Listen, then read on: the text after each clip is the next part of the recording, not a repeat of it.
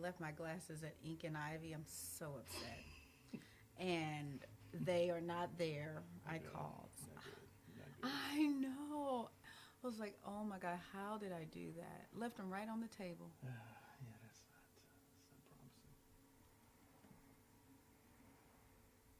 promising. No, they said, oh no, we don't see them anywhere. Okay.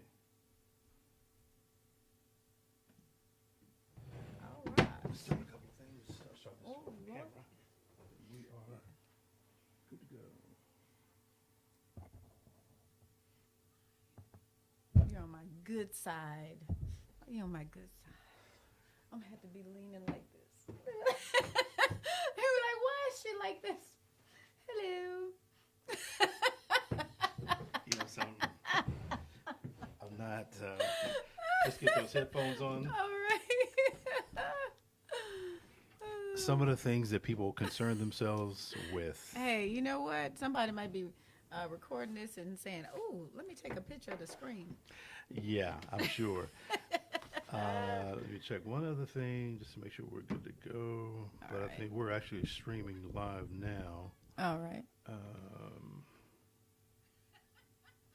Ooh, I'm loud. Let me. Yep, there it is. Awesome. Okay, so Laura, this is how we do it. Okay. Hey, folks, thank you for tuning into the project with Steve Rutherford. I really appreciate that. On tonight's show, the very first show of 20, what is this? 19. We have Laura Starling. Laura, thank you very much for taking the time out to come on the show and just hang out with me for a few minutes. I really appreciate that. Absolutely. I'm so excited to be here. And the first for 2019. The first Set precedence right here, people. Pull your shirt up just a little bit if you can. Sure. Oop, be careful. There you go. Yeah, I think you're good now. So we're on this show. I think people are getting the idea of the show, but we talk about where is that coming from? Yeah, you're getting a feedback.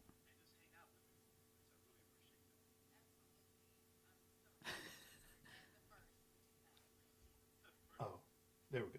Okay. So on this show, people can come on and talk about anything that they want to talk about. I don't give a damn what it is. It could be about sex. It could be about politics. It could be about whatever the heck it is. So it's a pretty much an open format show. The length of the show is not stated, but there's not been one yet that's been less than, I think, 54 minutes. So I don't think I have that much to say. okay, that's what everybody else said too. But so that part of it is really, really good. And I, to kind of give you a little bit of history, I started the show because I thought that was a missing segment, where people could come on and talk about anything that they wanted to talk about. They could dress however they wanted to dress. It didn't matter. They could have a good side or a bad side. And then everything is okay. But no, so that's why I kind of got the show started. But you're an entrepreneur. Yes. And I separated two things here. I separated entrepreneur and business owner. Do you think they can be separated, or do they have to be separated? Well, definitely they have to be separated because as a business owner, you got to be able to get something in return as a business owner so you can continue to be an entrepreneur. And part of that, a lot of entrepreneurs start as they're working full-time positions, as I am still. And you're investing in what you believe to be, your passion and your future. You definitely have to separate it because part of that entrepreneurship is you don't get paid. That is true. That is so true. You know, you do a lot of things, for free to build your brand, to build your company where people trust you enough, But we were talking about before we got on air, you're talking about some of the artists that are, and what were you saying about that again? Well, actually, I just signed on to be part of South End Arts. And so a lot of artists in the city, have a difficult time finding affordable space for them to, create. And so part of the gentrification, which happens in every city, the prices are you know, a little too high. Most of the artists are still working full-time jobs, Sure. you know, Yep. and they're still selling their artwork as well. But if you're not selling enough to be able to afford, you know, where you're creating, then that becomes a problem. So these are visual artists. These are visual artists. Okay. Yeah, visual artists that are having a difficult time finding space in the city. You know, it's funny. One of the things that I've been talking with other city leaders about is why don't you promote the city, your town, in such a way that you're telling everybody, listen, we're not as expensive as Charlotte. This is a great place for, you know, if you want to come here and start your business or have your own business. You know, the rent here is fairly cheap. Well, it's cheaper than Charlotte, I can tell you that firsthand.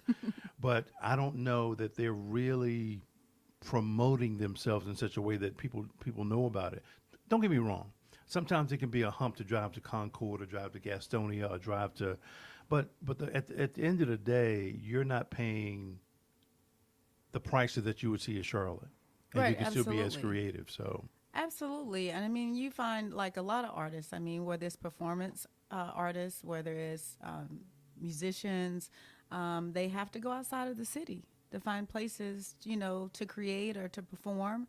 And it's just so expensive right here in the city. And I think Charlotte is losing out on so much talent that they could be, you know, really given a platform in this city. They're losing a whole lot of musicians here. what do you think about? I think there's a couple of I'll call them incubators in town, but they have this. They take these big buildings and then turn them into. Yeah. I'm not too familiar with it, but I mean, what do you know about them?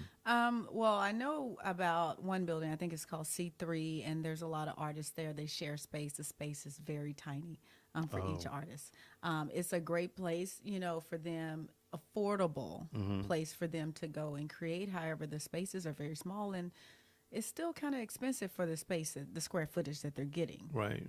But there's a lot of buildings in the city that could really, you know, be utilized instead of just sitting still. A lot of people who own those buildings, you know, that could, you know, actually, you know, bring in artists or whomever who want to use it. Right. And it would actually pay for itself instead of sitting there. You've been in Charlotte how long now? 5 years now. 5 years. Are you happy with the growth that you're seeing in Charlotte?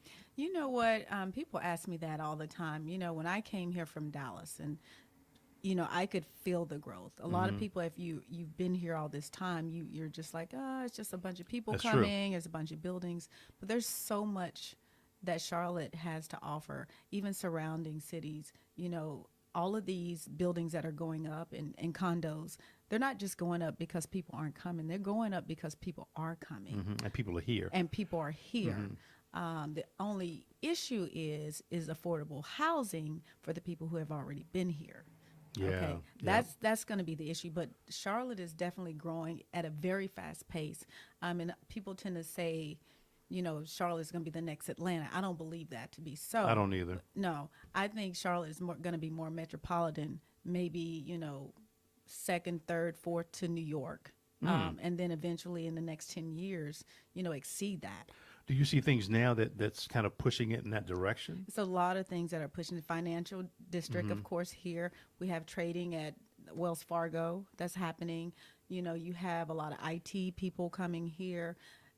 It's a reason why it's becoming very diverse here. Right. You know, there's a lot of Asians coming here, a lot of Right. Indians coming here. Yep. It's a reason why. It's because it's a financial heaven well, now. It's funny. All the people are coming in. I think it's great. But is this region ready for that? Listen, I mean, because let's You're go going to back. have to get ready. Yeah, let's Yeah. look back, you know, and you've got people like Braxton Winston, who was in the middle of these fights. I call them fights, but Yeah. disturbances, whatever you want to call them, Right. with the city, because Charlotte, at the time, and I still think that Charlotte is not totally ready for this type of influx of people. Listen, again, I love it. I love seeing all these kinds of people that are here. I go to New York. I have a fantastic time. New York is just an incubator of people Right. people from all over the world. And I don't know, and I want to get somebody, Mitchell, or somebody on the show to kind of talk about this in terms of where the city sits. But I don't know that I think the city wants to be ready, but they're not ready. Well, I'll say infrastructure-wise, meaning highways, we're a little bit behind. We're a little Yeah. bit behind. Yeah. I think what I've heard recently, they want to get tollways. I think it's the biggest mistake ever. Want to get toll roads? Tollways, Yeah. toll roads. Yeah. Yeah, it may shorten your distance, getting one place to another, but those toll roads are never paid for. No, they're not. You will pay for them forever. Yes. So, if some politician is saying, hey, we need these toll roads and you're going to pay for them and they'll be paid for in the next 10 to 20 years, Right. take a look at Dallas. That's a lot of crap. That's a lot of crap. Yeah. You're still going to be paying for those toll roads that probably have been already paid for, but now it becomes something that they can gain money from, taxes from. Well, yeah. Well, yeah. You're right. Yeah. That's exactly right. But I think the company that is managing that whole piece is a company out of Portugal or Spain or something Yeah. like that, and they've got something dumb like 100-year lease on it. 100 years, a century. It's so funny. Give me some shit like that. Let me tell I'm you, sorry. when you travel outside of the U.S., say you travel to India or you travel to China, Right. you can't go there and own property. You can't go there and lease anything without someone that's from that country being on that lease, what we call an invisible partner. Right. Yeah. We are the only country, if you have money, you can come here and buy whatever you want. Just take it. Just take it. It is incredible. Yeah. Yeah. But if you have a restaurant, if you go to China and you want to open a restaurant, you can open a restaurant, but just know that you'll have a Chinese partner on that deed. Wow. You don't own anything, and then people don't own anything there Right. as well. The people that live there, they the don't. people they really don't own anything because really the government owns everything. So, Ooh. for instance, when they were preparing for the Olympics, Right. and you could have been in a house for 30 years, and if they wanted that property because they needed to knock a lot of things down to build exactly what they want for the Olympics, it happened. Oh wow. They gave you so much time to get out, and then they're coming in and bulldozing it. So you don't really Wow. ever own your property there. And that's in China. That's in China. Okay. Well, I won't be making the trek there. But it's a lot of fun, trust me. Yeah. If you ever go out, I'd say Shanghai, Beijing, and I always tell people just think of New York on steroids. Right. Right. Because Right. that's Right. exactly what it is. Yeah, yeah. I've done some traveling too. I've been to Spain, France, Italy, Greece, Turkey, Yeah. whatever, a bunch of places in Europe. But you're right. I think the more you travel, the more you kind of get it. Yeah. The more you understand it. Yeah. And those who just kind of hang around and not travel, it's typically not a good thing. They're not as educated, and I don't Right. mean I'm not saying that people are not smart, but if you begin to take a world view of things, your viewpoint is going to be different, as opposed to your friends or relatives that have not traveled quite some time. Absolutely. So I think it's important, very important to travel. Yeah, I believe that as well. I mean, when I had an opportunity to travel, I saw the haves and the have-nots. There was no in between. Right. And Right. how we, say, oh, we can't make enough money here, and all of the, services. There's not enough services for people. Well, when you go to China and India, there's no services. Right. It's like if you're born poor, you're poor. There's no come up. Wow. Yeah, their come up is coming to the U.S. and going to school. So so how is this division of have and have nots? Excuse me. How do you get on that list of haves? Or Oh can my you? gosh. Yeah, you do get on a lot of families put all their money together to send their kids to school. In India and also in China, they have Americanized schools. Okay. So they, and of course, there's teachers here that teach in China. Sure. Yeah. And so their goal is to come here, especially if they are not well to do. Right. Right. Is to come here because they can make as much money as they want to here. That's true. They don't depend on services there because there's no services. We're always talking about services and what about these people and what about there's no services there. Do you think that the U.S. is too privileged? I feel like that sometimes. Do we need to be reminded sometimes of? Sometimes we do need to be reminded. Is Yeah. people end up, a lot of times being on the system too long. Yeah. I don't say that there's, certain instances or circumstances when people really need a helping hand. Right. But at a certain point, you need to get out and get it. Oh yeah. Is what I For say. sure. Yeah. You know, I don't have a problem with doing any jobs. It may look like, you know, that I may not, oh, she can't speak for, you know, all these people, but I've cleaned toilets before. Sure. Yeah. I mean, at dealerships at late at night, and it Right. was still a manager at a retail store. Mm-hmm. Yeah, because I don't. There's not one job that I would not do. Right. You know what I mean? And to see people, to have a handout, or I'd say when I'm going to the gas station, Right. and some gentleman comes up to me and asks me for money, Oh yeah. it bothers me. Yeah. And it bothers me because you're asking money from a female who is a lot tougher in the job market Yeah. than it is a male Yeah. In general, that's right. for a handout. Mm-hmm. Yeah. So if you see me in the streets, guys, don't come up to me because the first thing I say is, I got 5 jobs. You get 5 jobs. and I'm going to the next one. Right, Right? right, right. Exactly. So you've been here in Charlotte for 5 years. 5 years. Been here long enough to kind of get it, understand it. You think Charlotte is cliquish? Yes. Yes, absolutely. It's unfortunate. It is. I've tried.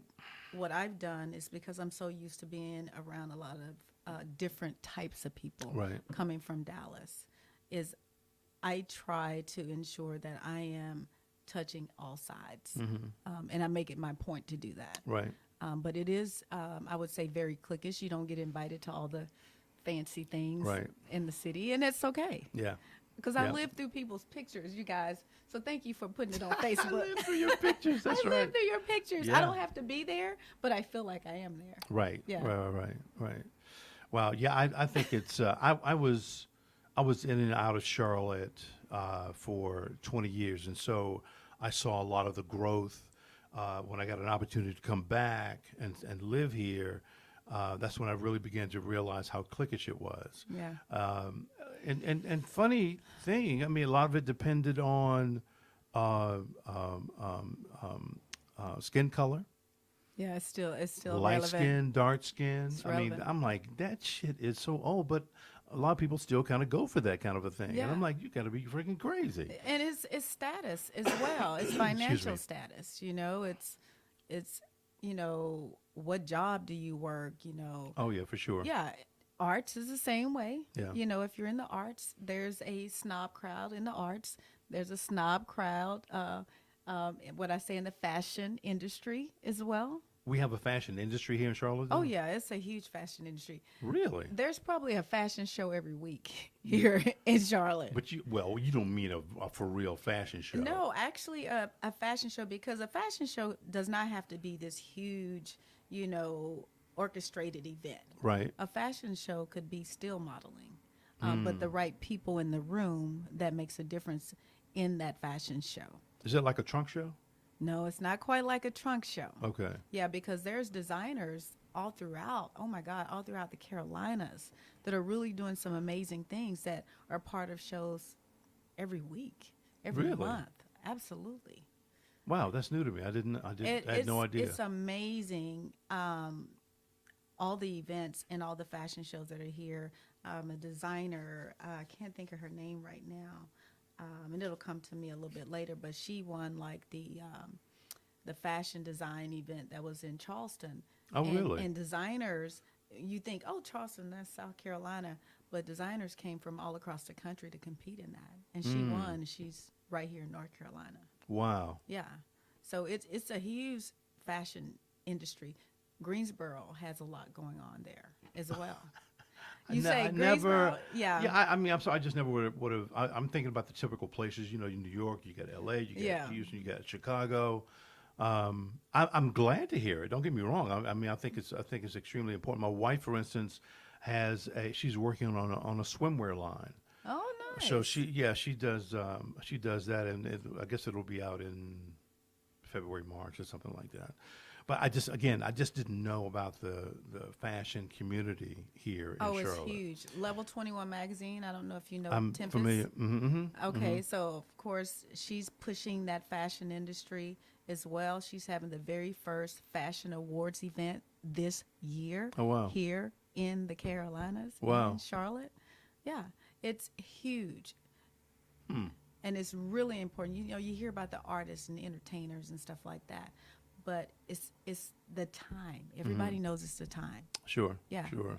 But you're also saying too, because we kind of got into it this way, but that even in the arts industry, there's the haves and the have-not there too. Oh, absolutely.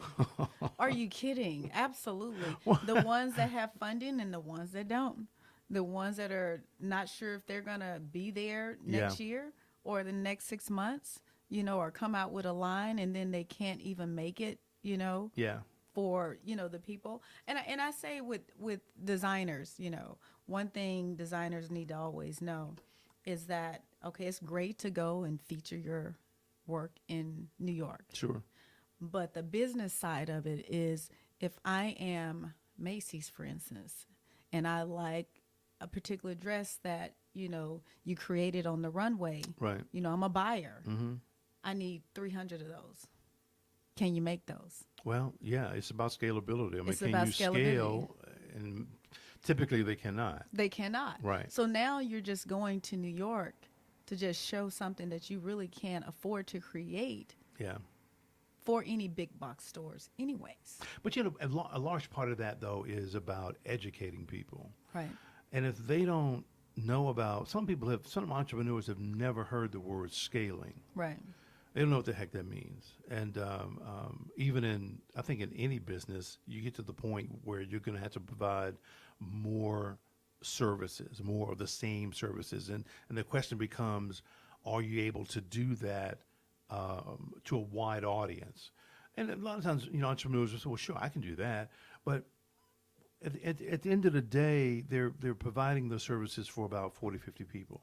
Right. Then they say, well, can you do this for 3,000 or 4,000 people? Mm-hmm. And it scares the crap that's, out of people. It's that's like, manufacturing. whoa. At Well, that right. point, you're manufacturing. Yeah. So then how do you make that happen as an entrepreneur? You're really, you may be fantastic at designing, and, you're getting all these private clients. And so a lot of them, of course, end up just doing private clients because it doesn't require a whole lot of time in trying to get it all done. Right. Thousands of outfits or dresses or whatever. But when it comes to getting those big deals, at your J.C. Penney's, or your Belks, can you manufacture what they want? So when you go to New York, you have to understand that what if a specific buyer is in the room, and you can't produce? Mm-hmm. It's great. Oh my gosh, Belks want to, sign me a deal. But now what am I going to do on the manufacturing side? I think that comes with education. I think a lot of the designers that are here that have gone through that should be having classes and, educational forums to talk about that and how we're going to fix it. But, it's funny, too, because they talk about scaling. Mm-hmm. Somebody can mention it, but at that point, it's like, okay, where do I even go Where do I begin? to make that happen? Right. I've gone to a couple of places up in New York with my wife, and in the basements of some of these big buildings, there's nothing but like tons of tables and sewing machines and people just ripping up fabric. And I'm like, you've got to be kidding me. It was what's the district? Fabric district? Or whatever it's called. Mm-hmm. But The garment district. Thank you. Garment district. I was amazed to see that kind of thing in motion. And that's not where a lot of our clothes come from. But of course, a lot of the clothes are going to be coming from outside of the U.S. Outside the U.S. Exactly right. Yeah. So, but yeah, when you're talking about trying to tell someone how to do this, that can be a very daunting task. It is a very daunting task because everybody does it a little bit differently. Some people get, support in funding. Right. You may get someone that says, "Hey, I like your brand. I want to invest in you." Some people do that, and then they get a piece of it, what we call, 20, 30% of it. Yep. Some people are not willing to give a piece of all the hard work that they put into it to someone just because they have a few dollars. Exactly. So then you have to figure out that happy medium. Do you continue to, make clothes maybe for boutiques, smaller boutiques or for private customers, or do you, give up a little bit of your equity to be able to manufacture it for larger big box stores? Yeah. It's a lot to consider. It's a lot to consider. So that's the fashion part of it. That's the fashion. So let me kind of take a left turn here. Tell me about Queen City Fame. Queen Where City in the Fame. heck did it come from? Oh my goodness. You know, everybody asks me this question. It's so hard to say. I can tell you this. Over the years in my travels, and I've traveled a lot of different places, lived a lot of different places. Mm-hmm. I've always met interesting people that I deem Right. to be interesting, and movers and shakers Mm-hmm. and artists, you know, and Right. entertainers. And I'm like, you know, this is amazing. You know, I wish, you know, I could just, you know, interview them and, Right. you know, find out how they got there, Mm-hmm. you know, from the beginning to like where they are being successful. It was my goal to, with Queen City Fame, you know, once I had the epiphany, okay, I'm here in this city. I feel the energy of the city. Sure. I meet people that are emerging, Mm-hmm. you know, in different fields and inspiring people. And I'm like, I want to create a show. Right. The first thing came to my mind was Queen City. So now, Queen City what? Right. Right? Right. Queen Yeah. City what? Yeah. You know, I'm in the Queen City. Queen City what? And I said Queen City Fame. Everybody fits in that fame. And why I say that is everybody has that. Even you, Steve. Mm-hmm. You go to an event, fashion show. Oh my God, there's Steve. Right? Yeah. That's what that fame, that's hoorah, that people are excited to see you Sure. is about, is the fame. It doesn't matter what, you know, you're involved in, if it's you're an artist, if you are an entertainer, if you are a mover, a shaker, a socialite. Yep. Oh my gosh. I'm gonna throw Herb under the bus. Herb Gray, there's Herb. You Right, understand right. what I'm saying? I do. And so that fame part is really about how people respect you, Mm-hmm. how people see you in their light, you know. And so I wanted to ensure that I didn't miss anybody. So the emerging, they hadn't made it yet. Right. That's Right? true. Yeah. The inspiring, those are inspirational people that you can learn from. Sure. That they could be, you know, nonprofits, you know, that decided one day, for instance, that kids need somewhere to play after school. Right. And they did it, you know, with what they call a shoebox budget. Right. You know what I Of mean? course, That yeah. could be inspiring. And then you have those professionals. Mm-hmm. And then I can't stop with professionals, the people that's been in their careers, but the movers and shakers. And the movers and shakers not always the ones that have money. Right. That's true. Yeah, they're not. That's true. But people are excited to see them. They me. make an event because they're there. I know. Yeah. I know. Yeah. Yeah, so creating Queen City Fame was just a baby to me. It was like once I got the idea, it's okay, how am I going to make it happen? I was just going to ask you that. I'm like, you Yeah. got the idea, so how did you make that whole thing work? Oh, my goodness. Well, the first thing I knew is I needed a cinematographer. Right. Because I can't interview people and I don't have anybody filming. I don't know how I'm going to do this. I don't know how I'm going to do this. Right. And I knew that I wanted a quality cinematographer, Right. meaning that I need to make sure that it looked just like if I'm watching television. Sure. Yeah, because it was going to be a TV show, right? And not grainy and not too dark and the Right, lights and right, all right. of that stuff. So I was like, you know, one night, 2, 3 o'clock in the morning, I'm flipping through social media and I Yep. see some camera work. Yeah. And I'm like, oh my goodness, I found the person. So I reached out to, it was a young lady. She had a show. She had a cooking show. I reached out to her through DM because that's how we do Right. things these days, and asked her who her camera guy was. Well, by the time she got back to me, I had already found him because I stayed up 4, 5 o'clock in the morning, and I found him. And the next day, I called him, said, "Hey, I want to meet with you. I got Right. a TV show that I want to do." Yeah. We sat down. I went through everything, the angles, and asked questions. Can you do this? Right. Can you do this? Yep. What I loved about his answers were, if I don't know how to do it, I can figure out how to I'll do figure it out. Yeah. And then he brought a book this thick that he taught himself Yeah. from that book, from Good. reading, Good. from YouTube. Well, That's okay. that's okay. Yeah. Because me, never done it before. Yeah. I knew how I wanted to do it, but I'd never done it. So until you do Exactly. it, you don't know. Mm-hmm. Yeah, and got on the telephone, started, I had a list of people that I really thought had great stories that I can tell from beginning to end. And I didn't want it to be a flat interview. Right. I wanted to, you know what I mean? I didn't want it to be a flat interview. I know, wanted the I know. B-roll to really help tell the story. Right. I wanted to make sure that we had the right music in the background that sets the tone for the interview.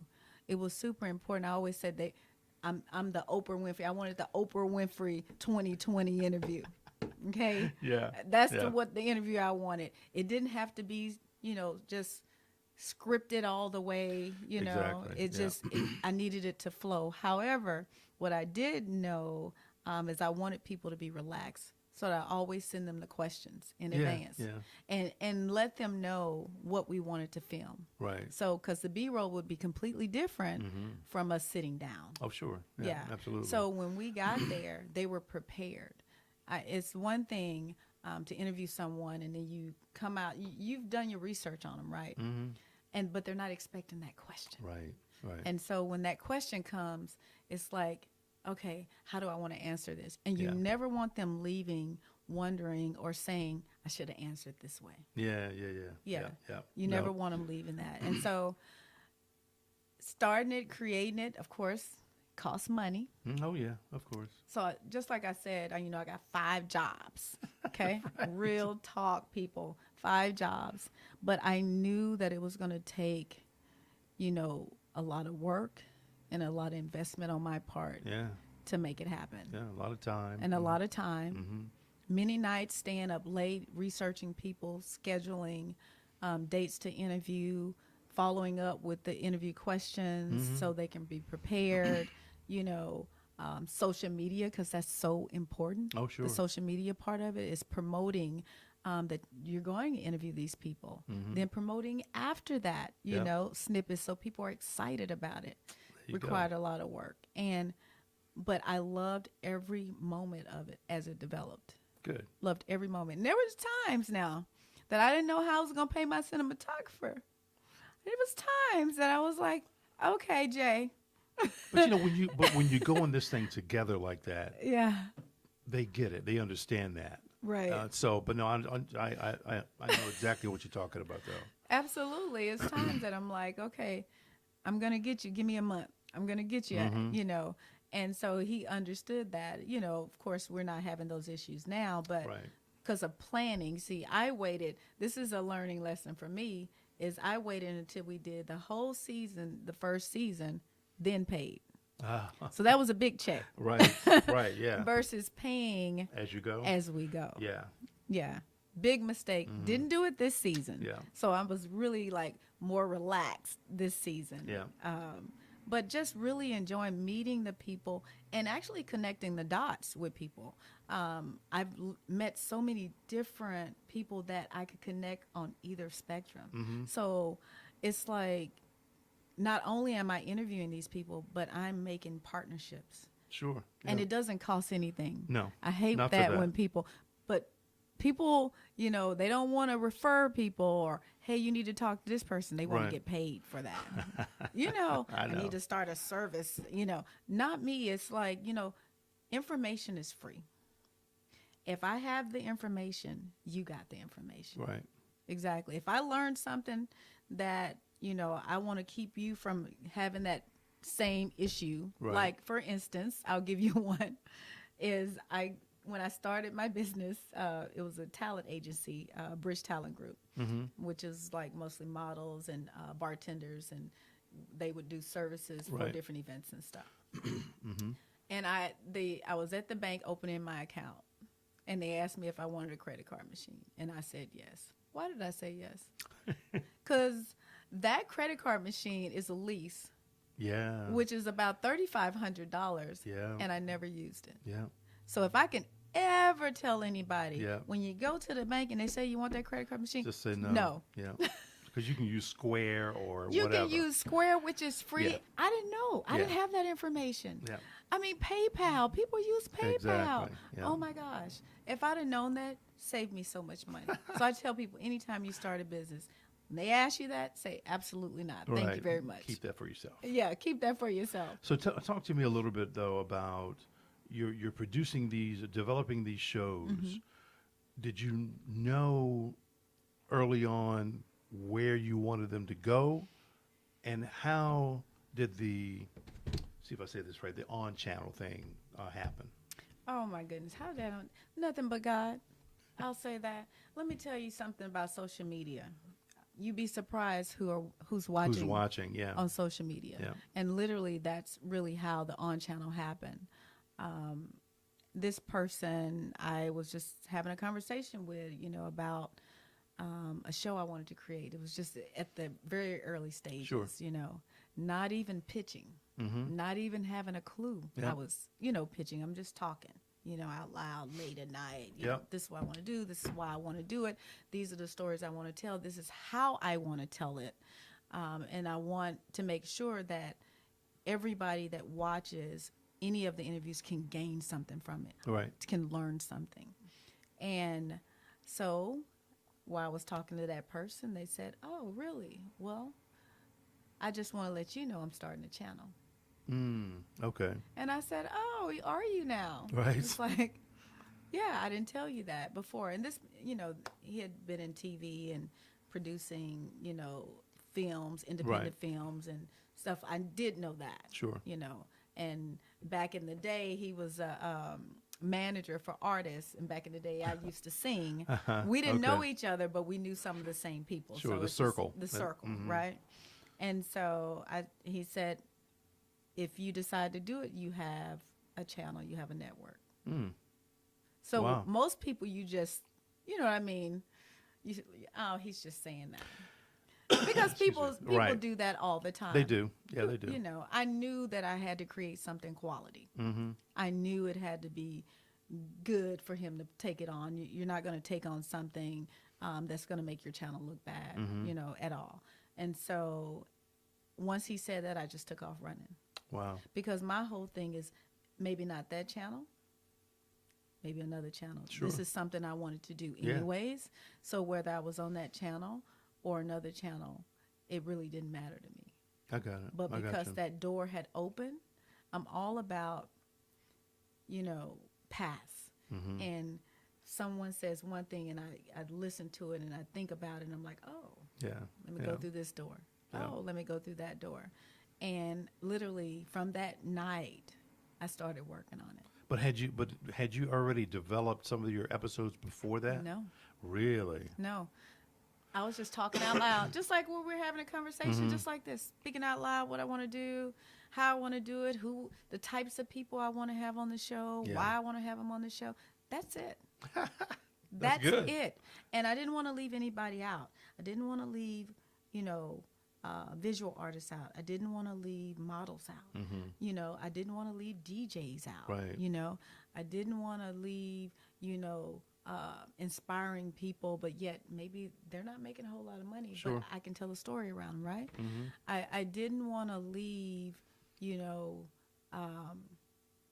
movers and shakers out. I wanted to make sure that it was a diverse show. Right. However, I'm in Charlotte, it's a few more of us Sure. Yeah. than anything else. But, as I grew my circles, I could get referrals or leads for Yeah, people that absolutely. I didn't have a clue about, didn't know about. Yeah. And so from there, I just started picking up the telephone. And the thing about it is that I didn't reach out to anybody that I couldn't tell a story, I Right. couldn't see it from beginning to end, Yep. and that people would gain something from their story. Got it. Because I've had PR people reach out to me, hey, I want you to interview Right. this Right. person. Yeah. If I don't see it visually, where it's giving value, then I have to put it on the back burner. I can't No, do it. I totally understand that. Yeah, I can't do it. And I say it in a way is that, this time is just not a good time Right. because I can't see it. Yeah. And not to mean that someone else can't see, be able to see their story and know it's important, but it's not so important to me to interview someone and just talk surface. I'm so great, I'm so fabulous, I'm making all this money. I want to go back before Okay. that. Yeah. I want to know the lessons you learned along the way, because you're going to help somebody else that's on that same track that you're on. And so every story has to be able to give that to someone. So you've got these foundational things that you have in every In episode. in every episode, there has to be something you can take away. There's have no matter what it is, no matter if you're a dancer, no matter if you are Rory Sharif, I'm sure playwright.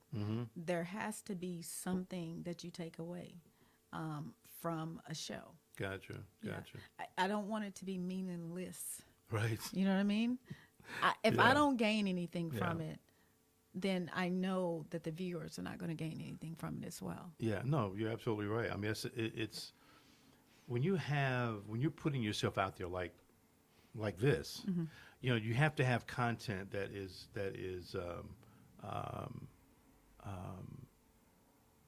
it's catchy. People get it.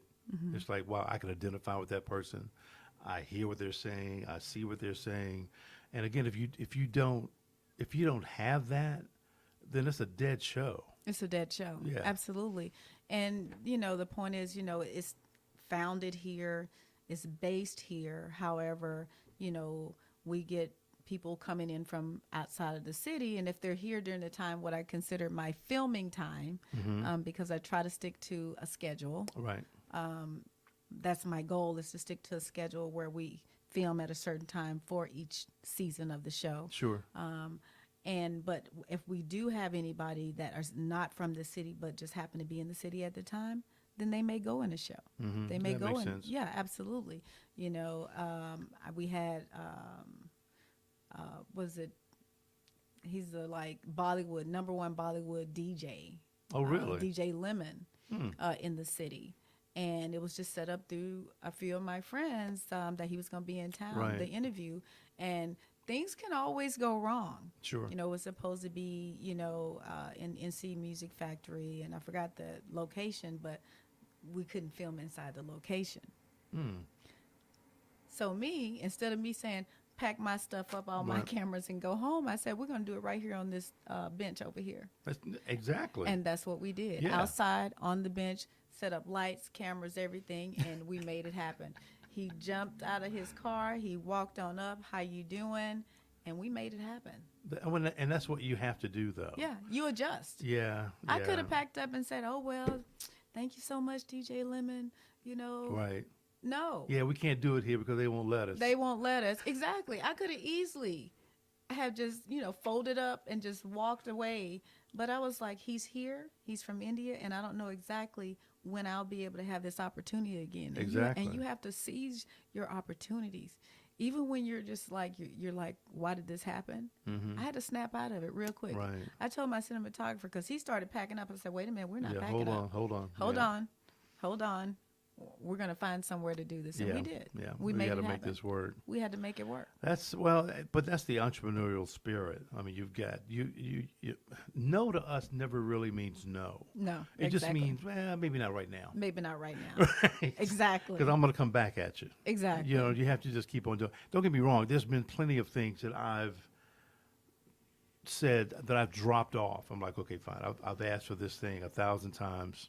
I'm just going to let it go. If it's for me, it'll come to me. Absolutely. But no, I totally understand that. Wow. Yeah, but you've been in the industry for a long time. I've had this business this is my 16th year. Wow. Yeah. So you've had a lot of yeses and a lot of nos. You know, you get both. There's been a lot. You get more no's than you get yeses. Yeah. And sometimes the yeses are not what you really want, but you just do it anyway sometimes. But yeah, I think if you've been in the business for any amount of time, you're gonna you have to go through your ebbs and flows. I mean, there's no way you can be in business and everything is great. No. It doesn't work like that. It Life doesn't. isn't like that. Right. So, you know, for me, I mean, I've been at it where the business was fantastic for 3 or 4 years. All of a sudden, on that 5th year, it falls flat. I'm Yeah. like, what the hell is going on? So you just kind of have to pull yourself up again and make things happen, make things work, maybe trying something new. And to be honest with you, this podcast show it's something relatively new for me. It's still in the realm of things that I was doing. Right. But it wasn't like I was going around and pitching these things to my corporate clients. Say, hey, you know something? We can do a podcast show for you too. No, it wasn't like that at all. Right, So this is exactly. new. Again, this it has taken off far better than I thought it was going to, because I had no expectations. I didn't know what was going to happen. But as an entrepreneur, you have to continue to do things. Even when you're saying, I'm not doing this shit no more. I'm so sick of this. Right. It's not making me no damn money. Absolutely. But when you're over that what's it called, pity party, right. you kind of get back down to it and say, okay. I can make something work. Because even for me, I was in the other room and I'm like, you know something, wait a damn minute. I have all this gear.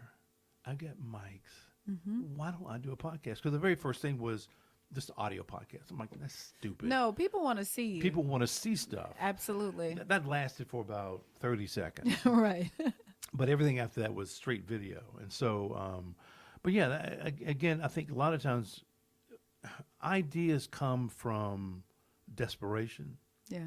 Ideas come out of, they're born out of hard times. Mm-hmm. Even, when I think when you're like super excited about certain things, you're so laser focused on that thing that you're excited about. All the other ideas are just, they can be banging on the door. Nothing else is getting in. Right. But when you're in that, I'll say depressed state, or you're in that mode of things that are just not happening, your brain, at least for creative folks, begin to think, all right, what else can I do? What else can I do? Absolutely. So, and that's what happened to me. I think it happens to me fairly often. Yeah. I'm always coming up with new ideas. I have a bankroll of new ideas for the network. I'm trying to build this network. This is just one of those ideas. The other show I was kind of telling you about is the next idea, but there's a lot of different ideas that I had, including a straight newscast with weather and the whole 9 yards. Well, as you're creating this, I'm just going to set the record straight real quick. I better be on that ask, can Laura be a part of that, I have time in my schedule. We can certainly talk about it. All right. Yeah, we can certainly talk about it. But my wife and I went on vacation a couple of years ago, and the business had begun to kind of slow down. I couldn't figure out what the hell's going on, and I came up with all of these ideas. I'm like, wow, but it didn't hit me until, what is this, January, until October of last year. That's when this hit me. Right. And again, I had already written down all of these wonderful show ideas and developing content and all this other stuff. And again, that's when I said, somebody said to me, well, Steve, just go ahead and record it and you'll just edit it. And Oh, no. I'm like, I'm not doing that. I want to be, this show right now is live. Everybody's watching it. And that's exactly what I wanted to do. So, we'll see how it goes. I mean, I had a buddy of mine call me. He wants to do something similar to this. And one of the questions, like question number 3 was, so listen, so how do I make money off of it? I said, dude, you got to leave that at the table. Just don't even think about that right now. Absolutely. And if there's a way you can monetize it, then fantastic. But if you're talking about trying to do this off of, I don't know, YouTube or something, you have to have literally thousands Hundreds of thousands Right. of viewers. of subscribers. Subscribers. Right. And I said, then you can begin to monetize it, make some That's money. right. So he's like, really? I'm like, yeah, it's just not going to, if you've got a couple hundred people watching, 50 people watching, they're just watching. They're just watching. Absolutely. I said, nobody's going to pay for that. No, absolutely. Absolutely. You're like, oh, I'm at 300 followers, 300 subscribers. Yay. Woo! Yeah, good for you. Exactly. Exactly. You get no money. You still have to continue to work. You still have to evolve, and you have to keep your ears to the ground, because a lot of times you have in your mind, just like you were saying, one focus, and there's ideas or people right there at your door, Yeah. and you miss it. Yeah. Yeah. You know? Yeah. Yeah, you miss that opportunity. Yep. And it happens. It does. As entrepreneurs, we get so focused. I remember the first season of the show, I was so focused. I mean, I didn't have time literally to talk to my parents. Right. Like, Right. I don't care what you're talking about. I'm doing this, Yeah. And so you miss a lot of things that, if you just open the door and talk and communicate, that ideas will just come. Right. And I mean, I remember I was in Mexico, and how I wanted the show to run, and the concepts and what we consider BRoll Right. came to me then. Okay, I got you. Yep. Yeah, came to me then in a relaxation state. So but the vision came to you then. This whole, all of it, how it was supposed to go, how look, it's supposed to go, sound. the look, the sound, the camera work, and then it evolved. It evolved from, every single interview. You would see something different, and you say, "Hey, let's change that." Well, yeah, that is true. Yeah, let's fix this. And then that's when I realized I had one side. You know something. I'm sorry, I had to check the other piece. Folks, it's so freaking weird to me. She only has one good side. One good side. She won't say, I'm not going to say what it is because I don't think she wants you to know what it is. No. But she's very adamant about this only being one good side of her. That's a woman thing. Anyway. Who knows? So that's when I figured that out. And so, when I film, I make sure I get either straight on or on this other side that I, really like. You must really just not like that side. I just really do not like that side. And the one Is there thing, a third eye over there or something? No, there isn't. But even when I go into interviews, that's the only request I have for people is I need to sit on my good side. Wow. Mm-hmm. Ooh, I can't even say what I want to say right now. Don't say it. I only have one. I'm telling you, that's my only request is let me sit on my good side. Yeah. And then I have a specific camera too. It sounds so vain, but you know what? It's television. So I can't. No, I can't, Yes, I get that. Yeah. I used to do TV. Yeah, Right. you have to think about those things, You do. And it's a couple of episodes that I'm a little shiny. So all you people out there, no, I do not have a makeup artist. Okay, I do my own makeup, so I'm a little shiny. I'm not there yet. Yeah, but you're going to get there, though. I'm building on that. Excuse me. Excuse me. I'm sorry. I was clearing my throat. Very sorry. No worries. Yeah, so I'm building on that. So no second season. No, I didn't have a makeup artist. Third season, I probably won't have a makeup artist. Maybe fourth season, fifth season, I'll have a makeup artist on set. Perfect. Okay. Well, but you know something, though? That's the road that you're on, and you got to do it that way. You don't want to ever get in a situation and you're telling yourself, asking yourself, what woulda? I wonder what woulda happened if I had continued on with it. No. See, no. that's my biggest thing. Yeah. And I tell people all the time, if you come up with ideas, that same idea, and I don't know if you're a religious person, but that same idea that you get, you get it from somewhere. And if you don't really do something about it, Right. it moves on to somebody else. You always say, you see people doing something, oh man, they did my idea. No, you didn't do it. Right. So they did. Yeah. It just moves on to the next person. Yeah. And it's just up to you to go ahead and, act on it. And I never wanted to start something and not finish it. Well, it's funny you said, am I a religious person? Yeah.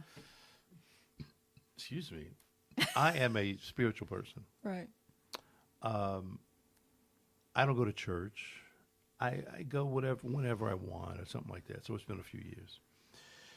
But here's the thing with me when it comes to religion. We go to college for 4 years. We graduate. We go to high school, graduate from high school. We go to law school, we graduate. Mm-hmm. I think people are missing something when they go to church and they never graduate. They just continue to go and listen to pastor say whatever it is you guys. Listen, I'm not shooting arrows at pastors and religion, but what I'm saying is I think people listening to the word, and if you're into the Bible, that's great. If you're into the Quran, that's fantastic. Mm-hmm. But do what they say in there. Can you just go out and do it? And a lot of people cannot. No, not consistently. No, not at all. I mean, none of us can do it consistently. Well, I'm not saying everybody. If you think it, then you're not doing it. If you if I'm driving down the street and somebody cuts me off, I'm like, mother. Oh yeah, Okay, all the time. that's not what I'm supposed to be doing. Well, but you're all right. You're human though. Yeah, I'm human, but if you really go by the Bible, Right. yeah, then that's not right. You know what I think the Bible is? What is it? A good guide. It's a guide. I think it's a great guide. Mm-hmm. And that's just me. But at some point on the show, I want to have a couple people come on to talk about, I don't want, Bishop so-and-so. I mean, maybe I will. But also on the show, I want to have like this PhD that's in theology or that can tell me about they have studied the Bible. Right, exactly. I want that person on the show so we can talk about the Bible. Don't misunderstand me, people. I believe in God. I believe that there's a higher, whatever it is up there. So it's not like I'm sitting around and I'm an atheist, because I'm not. I'm not. I am not. Clarification, he's not. Yeah, I am not. Yeah. I'm a strong believer in God. But I think that we as believers should actually get out there and start doing things. But that's just my thought. Absolutely. I believe that as well.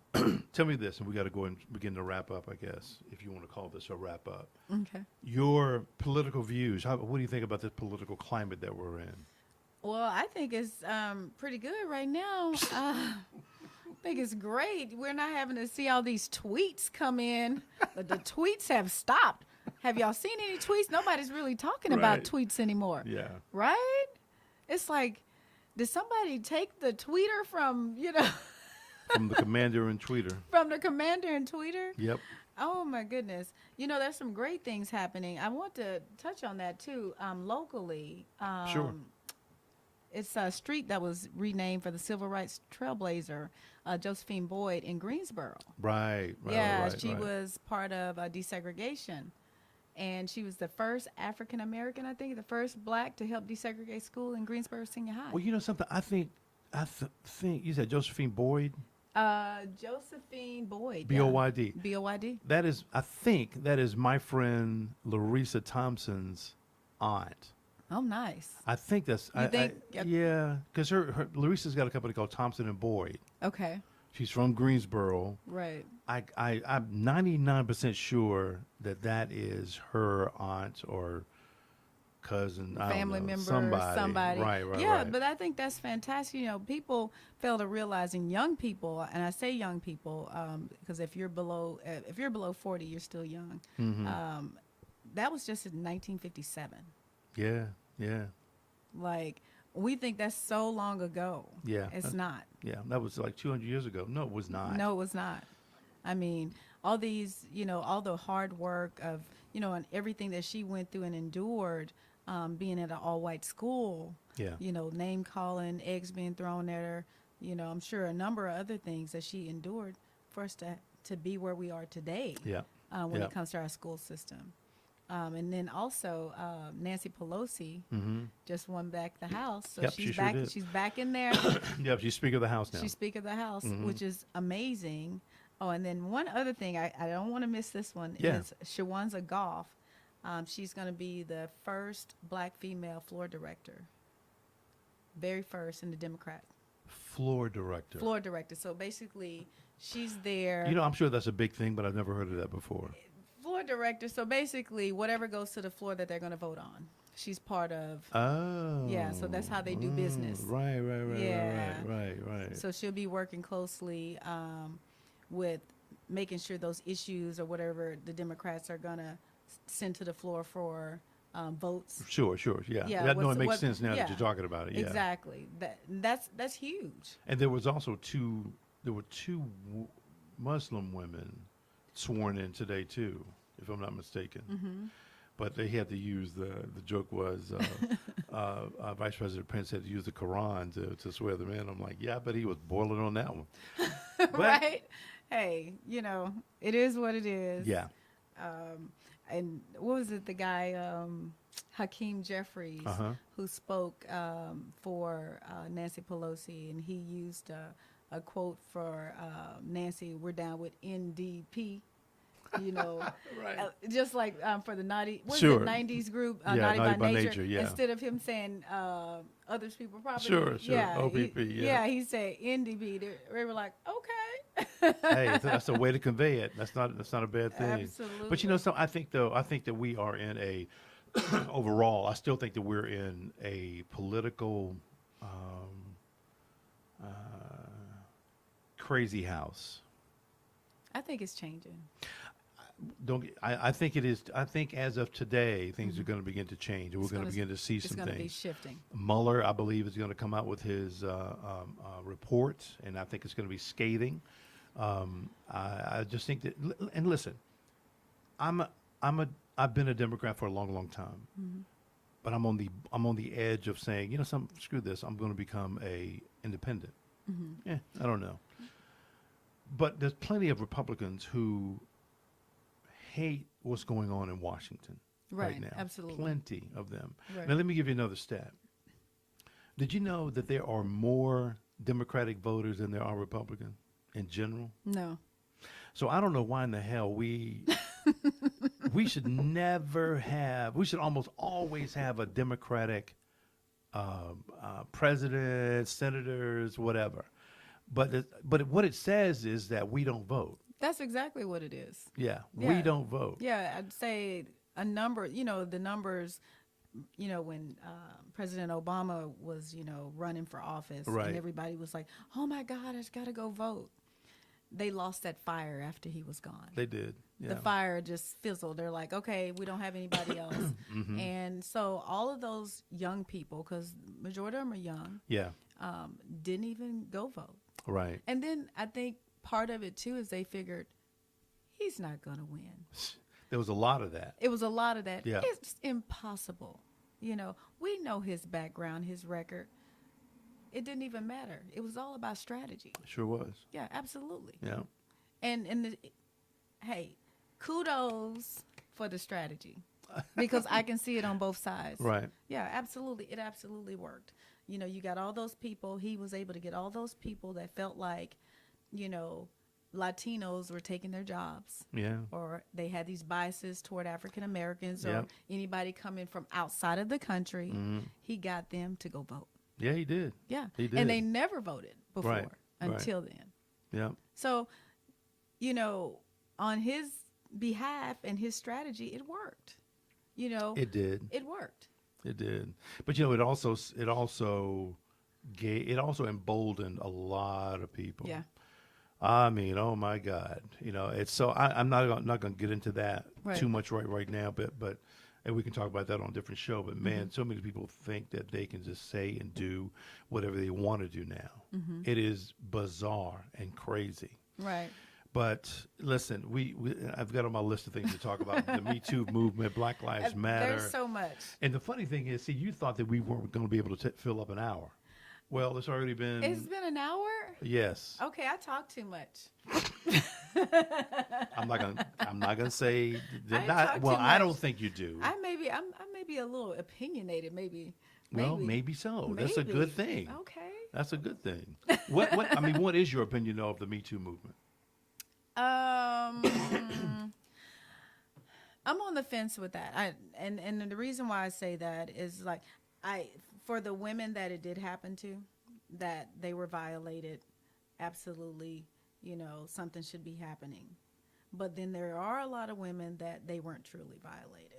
So But they're abusing. They're situation. abusing the Me Too movement. Right. Yeah. So it's a hard thing to judge because you don't want to say to someone if a guy touched you on the shoulder that that's not sexual harassment. Right. Right? Because Yeah. you don't know what I feel is sexual harassment. Right. But if that was the case, I would be sexually harassed every day if somebody said, "Hey, Laura," you know Yeah, what I mean? of course.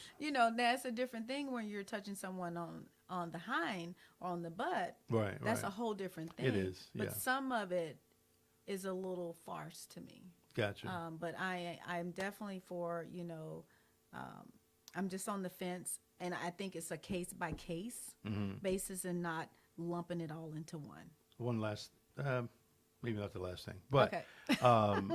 what's your views on gun control? I think you should be able to carry a gun, but I think you need to be able to have training before to have a gun. Should anybody be able to get an assault weapon? No, there is no reason that you need to be able to shoot 50 bullets off. Right. Okay, no reason whatsoever. You're not trying to defend yourself at that point. You're trying to harm a lot of people all at once. Yeah. And so, to me, I don't think they should ever even be on the market. But you can find them at gun shows. You can find them anywhere. You can find them online. You can buy them online. Yeah. And there's a lot of people who have them. Mm-hmm. I mean, it's unfortunate. It's scary. It's scary because you don't know the mental state of people. They may be good today. Something happens in their lives, and they're not good tomorrow. Right. Now they want people to pay for the things that they're going through. So, I always say if you don't have an assault weapon, and say you have a gun that shoots 12 bullets, 10 bullets, Right. you end up harming less people. Yeah. Yeah. And then I think everyone should take a test, a mental test. See how you are. See if you're stable to even carry a gun. But one of the loopholes is people who are people who have been diagnosed as mentally challenged or whatever they call it. They're not being reported to law enforcement agencies. No. And that part of it is, I think that part needs to be changed.